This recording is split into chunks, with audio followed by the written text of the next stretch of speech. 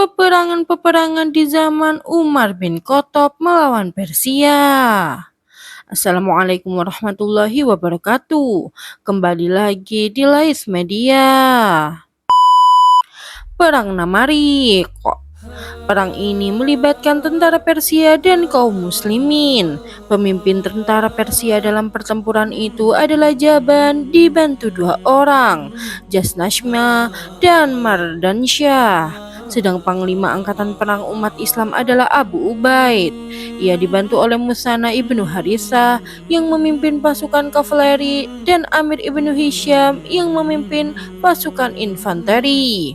Kedua kubu yang berperang ini bertemu di satu tempat bernama Namarik yang terletak antara Hirah dan Qadisiyah. Sejarah menyebutkan pertempuran ini terjadi amat dahsyat. Namun akhirnya tentara Persia harus mengecap pahitnya kekalahan. Pemimpin mereka, Jaban dan Mardansyah, ditawan oleh tentara Islam. Mardansyah dihilangkan nyawanya oleh tentara muslim yang menawannya, sedang Jaban berhasil mengelabui tentara Islam hingga ia dilepaskan. Namun kelompok pasukan Islam yang lain berhasil menangkapnya lagi dan tidak melepaskannya. Mereka berkata, ini adalah pimpinan pasukan Persia, bagaimana mungkin ia bisa dibebaskan? Mereka kemudian membawa Jaban ke hadapan Abu Ubaid dan meminta agar panglima pasukan kaum muslimin itu menghilangkan nyawanya. Namun Abu Ubaid menolak dengan alasan, aku tidak akan menghilangkan nyawanya karena ada seorang muslim yang menjamin keamanannya. Dalam waktu bersamaan, sisa-sisa tentara Persia yang telah kalah lari ke kota Kaskar. Di kota itu terdapat seorang bernama Nursi, sepupu Kisra Persia. Mereka berkumpul di sana dan meminta Nursi membangun kekuatan untuk menyerang kaum muslimin dan menunjuk Jalinus sebagai panglima pasukan mereka. Di lain pihak, Abu Ubaid terus menelusuri jejak tentara Persia yang melarikan diri ke kota itu. Pasukan umat Islam akhirnya berhasil menemukan dan mengalahkan mereka kembali. Pasukan juga berhasil mendapatkan ghanimah dalam jumlah yang amat besar. Namun pemimpin pasukan Persia, Nursi, berhasil kabur. Umat Islam mendapatkan kemenangan dan berhasil menguasai tentara Persia dan wilayahnya. Mereka mengumpulkan ghanimah dan mengirimkan seperlimanya kepada Umar bin Khattab. Sisanya dibagikan pada para tentara. Demikianlah umat Islam berhasil mengalahkan tentara kaum kafir. Sedang Nursi dan Jalinus meski berhasil kabur, namun kondisi keduanya merana dan terhina. Perang Jisr atau Perang Jembatan. Dalam perang kali ini yang bertindak sebagai panglima pasukan Persia adalah Bahman Jadzawai. Sedang panglima tentara umat Islam adalah Abu Ubaid ibnu Mas'ud. Pemicu perang ini adalah tatkala Jalinus kembali dari tempat pelariannya. Orang-orang Persia merunding kekalahan pertama mereka dalam perang Namarik. Mereka berkumpul dan menghadap Rustum. Rustum bertanya kepada kawan-kawannya, menurut pendapat kalian siapa orang ajam atau non-Arab yang paling keras menghadapi orang Arab? Mereka kompak menjawab, Bahman Jadzawai. Pria yang disebut ini dikenal dengan julukan Zul Hajib. Setelah musyawarah itu, Rustum memberikan wewenang kepada Bahman untuk memimpin pasukan Persia dan menyiapkan pasukan yang jumlahnya sangat besar. Rustum juga memberi Bahman bendera Raja Afaridun yang diberi nama Darvasi Kabian. Bendera ini sangat diagungkan oleh bangsa Persia. Rustum juga menyuruh Jalinus membantu Bahman. Kali ini Rustum memberikan instruksi khusus dan tegas pada Bahman. Jika Jalinus kalah lagi, maka hilangkan nyawanya. Kedua pasukan bertemu di Sungai Efrat. Tentara Persia berada di sisi timur sungai, sedang pasukan muslimin berada di tepi barat. Di atas sungai itu membentang jembatan yang menghubungkan kedua tepinya. Saat kedua pasukan sudah berada di mulut jembatan, tentara Persia mengirim surat pada tentara umat Islam yang berada di seberang sungai yang isinya, ada dua pilihan. Kalian datang pada kami melintasi jembatan ini, atau kami yang melintasinya untuk menyerang kalian. Mendengar itu, pasukan kaum muslimin mengusulkan pada Abu Ubaid, katakan pada mereka agar mereka datang menuju kita di sini. Namun Abu Ubaid menjawab, mereka tidak lebih berani menghadapi kematian daripada kita. Akhirnya diputuskan umat Islam yang menyeberang jembatan. Mereka terpusat di medan tempur yang sempit dan peperangan terjadi dengan amat sengit. Jumlah pasukan kaum muslimin kala itu sebenarnya cukup banyak, sekitar 10.000. Namun tentara kaum Persia memiliki banyak pasukan gajah. Kemerincing rantai gajah-gajah itu membuat kuda kaum muslimin lari tunggang langgang. Kondisi ini membuat pasukan Islam semakin kesulitan dan terdesak. Dengan cerdik, Abu Ubaid memerintahkan pasukannya untuk berkonsentrasi dulu menghilangkan nyawa gajah-gajah itu dengan menikam perut binatang raksasa itu dan menjatuhkan orang yang menungganginya. Kaum muslimin menjawab komando Abu Ubaid. Abu Ubaid sendiri bergerak menyerang seekor gajah putih berbadan besar. Ia menyerang hewan itu dan memotong belalainya.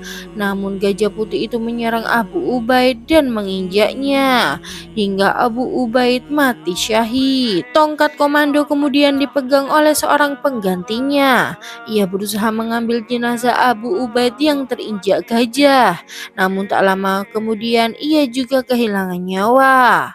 Kepemimpinan perang selanjutnya dipegang oleh 7 orang dari Bani Sakif secara bergiliran, namun mereka juga meninggal satu persatu. Komando kemudian beralih pada Musana ibnu Harithah. Ia memahami pasukan Islam semakin terdesak.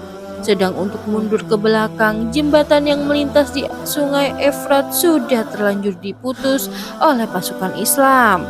Mereka lalu turun ke bawah sungai, akibatnya sebagian pasukan tenggelam dan sebagian lain kehilangan nyawa.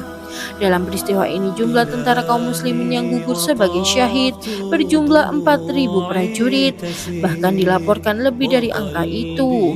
Peperangan ini tidak sebanding karena jumlah tentara Persia lebih banyak dan mereka disokong pasukan gajah. Namun demikian tentara Islam telah memberikan perlawanan gigih dan sengit. Mereka memberikan pelajaran yang tak bisa dilupakan kepada musuh.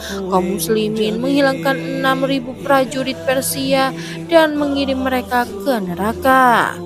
Setelah itu Abdullah ibnu Zaid ibnu Hashim al-Mazini pergi menemui Khalifah Umar bin Khattab untuk menyampaikan berita ini. Saat tiba di kediaman Umar di Madinah, ia mendapati Khalifah sedang berada di atas mimbar. Abdullah pun mengucapkan salam kepada Umar. Setelah menjawab salam Abdullah, Umar bertanya, "Berita apa yang kau bawa, Abdullah ibnu Zaid?" Abdullah menjawab, "Berita yang pasti, wahai Amirul Mukminin." Umar kemudian memerintahkan Abdullah naik ke atas mimbar dan menyampaikan kabar yang dibawanya dari medan perang. Abdullah lantas membisikkan berita secara rahasia kepada Umar. Peristiwa ini terjadi pada bulan Sya'ban tahun 13 Hijriah. Perang Buaib. Perang ini terjadi pada bulan Ramadan tahun 13 Hijriah. Panglima pasukan Islam adalah Musana ibnu Harithah, sedang panglima pasukan Persia adalah Mahran. Kronologinya, saat mendengar kabar kematian Abu Ubaid dan apa yang terjadi dalam perang Jisr, serta berkumpulnya orang-orang Persia untuk menyerang Musana ibnu Harithah, Khalifah Umar pun menulis surat kepada Jarir ibnu Abdullah al-Bajli dan Ismah ibnu Abdullah ad-Dabi. Umar memerintahkan keduanya dan pasukannya segera menuju Irak guna menyokong pasukan Musana. Khalifah Umar juga menulis surat pada orang-orang yang dulu murtad. Tiap orang yang datang langsung diperintah oleh Umar untuk membantu pasukan Musana di Irak. Musana sendiri mengirim sejumlah delegasi untuk memobilisasi bangsa Arab di Irak hingga terkumpullah sejumlah besar pasukan milisi. Kedua kubu akhirnya bertemu di suatu tempat bernama Buaib di tepi sungai Efrat. Kubu Persia berada di sebelah timur, sedang pasukan Muslimin berada di sebelah barat. Mahran, pemimpin pasukan Persia, mengirimkan surat pada Musana yang berada di seberang sungai yang isinya, "Engkau datang pada kami atau kami yang datang pada kalian?" Musana menjawab, "Datanglah pada kami." Musana segera mempersiapkan pasukannya dan membagi mereka dalam beberapa front. Ia juga membakar semangat mereka untuk tak gentar menghadapi musuh. Ia menancapkan keyakinan pada pasukannya bahwa kemenangan pasti berada di pihak umat Islam. Agar lebih kuat dalam berjihad, Musana menyuruh pasukannya membatalkan puasanya. Dalam pertempuran ini ada beberapa pembesar Islam dan sahabat senior yang bergabung dalam pasukan Musana ibnu Harithah, seperti Bashir ibnu Kasasiyah, Bishr ibnu Abi Raham, dan Mas'ud saudara Musana. Tentara Persia lalu melintasi jembatan Eufrat untuk menyerang pasukan kaum muslimin. Mereka terbagi dalam 3 barisan. Barisan terdepan dipimpin oleh Mahran, selanjutnya dipimpin Marzaban, dan terakhir dipimpin oleh Mardan Shah. Mereka membawa pasukan yang berjumlah besar dan dilengkapi pasukan gajah pula. Melihat musuh makin mendekat, Musana berjalan di depan tentaranya untuk mengingatkan mereka kepada Allah. Ia memerintahkan pasukannya untuk bersabar dan tidak bergerak. Ia kembali meyakinkan pasukannya bahwa kemenangan dari Allah pasti bakal mereka raih. "Aku akan bertakbir 3 kali, karena itu bersiap-siaplah. Kemenangan akan datang pada takbir yang keempat," teriak Musana. Panglima perang kaum muslimin ini lantas bertakbir. Takbirnya yang pertama menggetarkan pasukan Persia. Tentara umat Islam menyerang mereka pada takbir pertama itu. Peperangan berkecamuk dengan amat dahsyat. Pasukan kaum muslimin memberikan perlawanan sengit hingga akhirnya mereka berhasil mengalahkan musuh. Mereka mendesak kaum kafir itu ke belakang sampai mereka mundur ke atas jembatan Eufrat.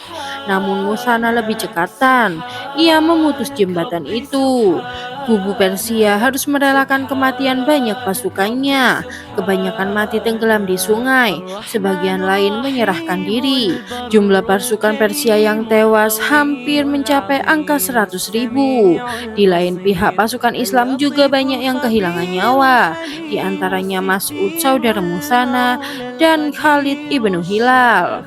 Setelah berhasil mengalahkan tentara Persia, umat Islam menargetkan pembukaan beberapa wilayah negara itu yang berada di antara sungai Efrat dan Dajlah. Di sana mereka berhasil mengambil ghanimah dalam jumlah yang sangat besar. Perang Hanafis. Pasukan Persia mengalami kerugian harta dan jiwa yang amat besar. Mereka lari menyelamatkan diri, namun Musana dan pasukannya terus mengejar mereka sampai ke kota Sabat.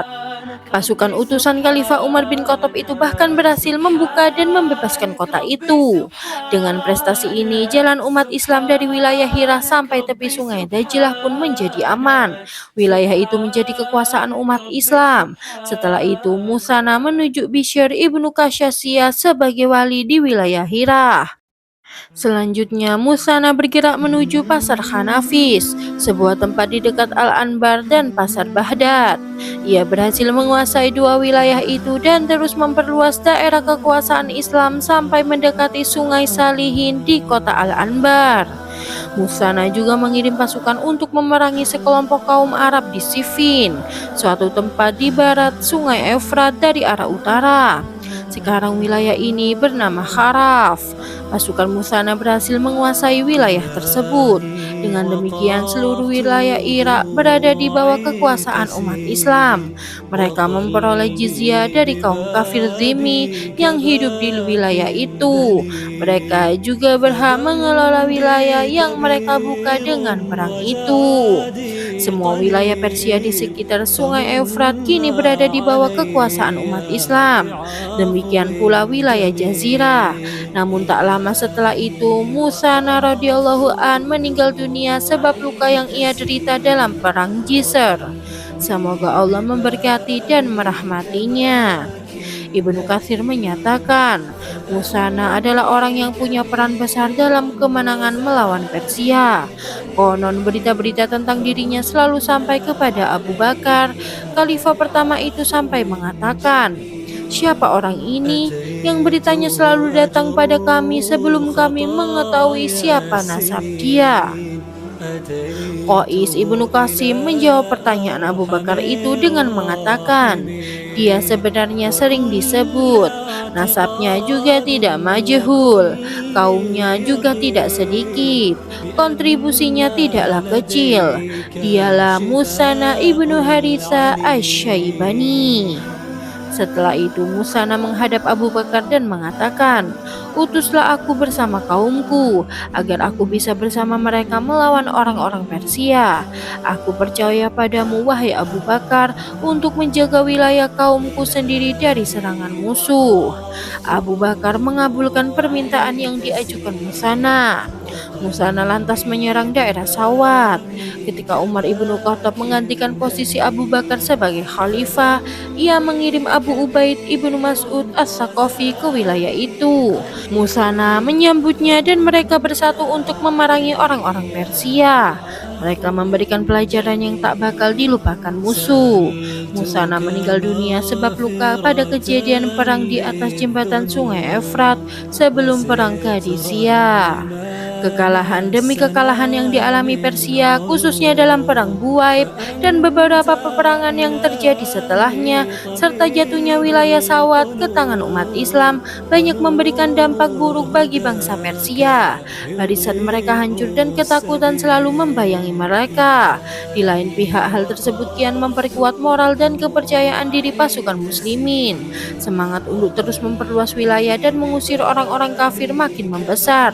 Hal ini mendorong Suwaid ibnu Kitbah untuk menulis surat pada Khalifah Umar bin Khattab. Ia menginformasikan situasi yang terjadi, baik yang menimpa musuh maupun yang sudah diraih umat Islam.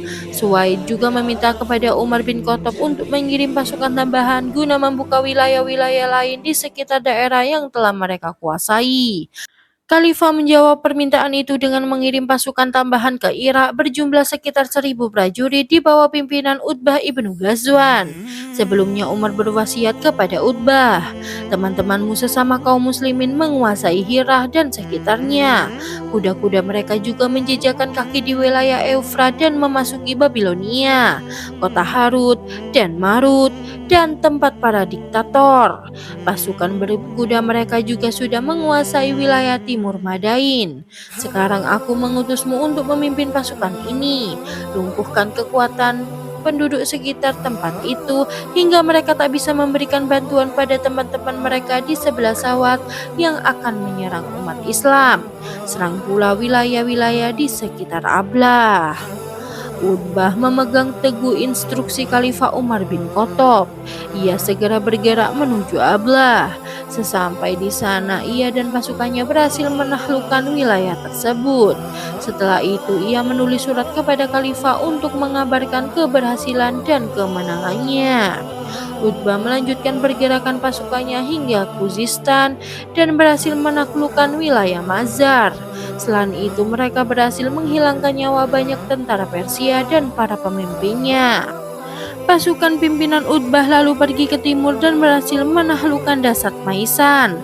Mereka memasuki kota itu tanpa mendapatkan perlawanan sama sekali. Dari kota ini pasukan Islam bergerak ke Ibrikbas dan berhasil menguasainya juga. Setelah berhasil melumpuhkan wilayah selatan dan timur, Utbah lalu pergi ke kota Basrah dan tinggal di sana.